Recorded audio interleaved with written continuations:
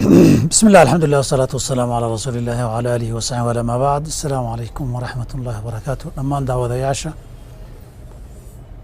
ku taxan bogoggayaga ka masaajka hidaaya salaf media iyo inta la midka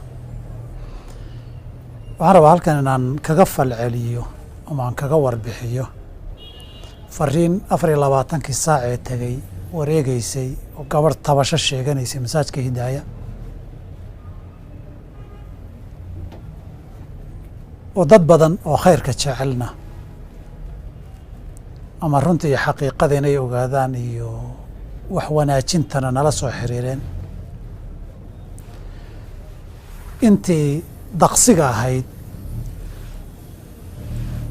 daqsi meel qashin iyo wasakhliba ku dagaayana ay isku dayaan si xun inay u isticmaalaan. waxaan rabaa dadka inaan ku wargeliyo 24 saac ee u dambeysay intii cabashada gabadhu ay soo baxday waxaanu ku howlanayn inaan helno waxa jira iyo waxa xal noqon kara. waraysiga maamulka kadib salaadii jumcada kadib waxaanu la kulannay gabadha dadkii xigtadeeda ahaa saan gabadhii u helno. maanta casarkii kadib xoogay maqribka ka hor ilaa cishahana maamulkii masaajidka gabadhii iyo dadkii xigtada ahaa ee la dhashayba waanu isu wada nimid kadib markii aanu dhegaysaneen gorfaynay sida wax u dhaceen. waxaa alxamdulilaahi iyo fadli ilaahi noo suura gashay inaan tabashooyinkiina xallinno.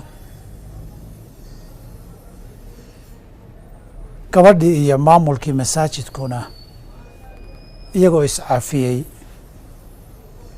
oon waxba isu qabin ay caawa kala galbadeen.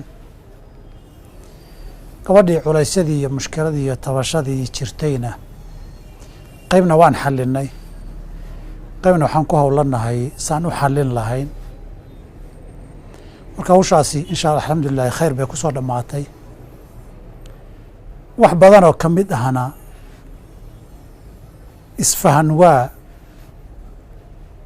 iyo qaabka wax u dhacayaan iyo xaaladdu kala aragti duwanaan bay ahayd. wax dhibahoo si weynna ma jirin, waxaan la xallin karinna ma jirin. dhammaanna waxaan isla qaadannay hawsha halkan ay ku dhammaatay. dhibkiina sidaan isla garannay aan u xallinno waxba uma baahnay hadda in la faahfaahiyo. marka saasaan ugu bishaaraynayaa dadkii akhyaarta guddiga masaajidka naga maqan, dadka masaajidka ku taxan iyo dadka khayrka jecel dhammaantood. inta kale wax ka hadal u baahan ma aha. ma doonayni markii hore inaan xataa kiliibkan duubo ama hawsha inay dhammaatay aan ka hadlo oo maalin walba dee waxa soo baxay la xalliyaa badan. laakiin codsi iyo dalabaad badan oo nagu yimid darteed iyo inaan dib kiliibyada fiidiyoda waa dambe si khaldan loo adeegsanin darteed baan u doorbiday inaan kelimaddan soo duubo. marka khayr allah idin siiyo intii dhammaan nala soo xiriirtay wax naga soo weydiisay waa ku mahadsan yihiin. intay ka qayb qaadatay tabashada iyo isfaham waagaas sidii loo xallin lahaana insha allah waana ku mahadsan yihiin. miisaankooda xasanaadkana ajir bay ku leeyihiin. gabadha iyo maamulkii tala soo jeedintii naga qaatayna dhammaan waa uga mahad celinaynaa. idinkana waxaan idin leenahay mar walba shukran. wixii xallin u baahan xagga yagana soo mara waad nala soo wadaagi kartaan. asalaamu calaykum waraxmat ullaahi wabarakaatu.